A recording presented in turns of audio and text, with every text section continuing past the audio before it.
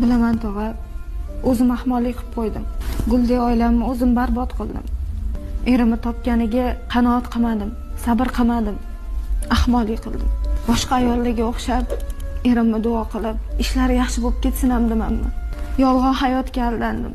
Erdan ajrashsam, yaxshi yashayman deb o'yladim. Ba'zi bir ifloslarni nafsini o'yinchog'i bo'ldim. O'zimda ham ayb bor. O'zim ham nafsimga tiya olmadim. Qilgan ishimdan o'zim juda ham qattiq pushaymondaman. Oilamni qadriga yetyapman tog'a. Menga yordam bering. Men shunaqa og'ir ahvoldaman. Bo'ldi. Men hammasini tushundim. Ayol kishi ersiz yashash kerak emas ekan. Boshim tosh ketaydi. Hammasini tushundim. Erkakli uy fayzli, barokatli bo'ladi deb bekorga yetishmagan ekan. Xatoyini kech tushundingda jiyan. Mayli, o'tgan ish o'tdi endi. Davay narsalarini yig'ishtir.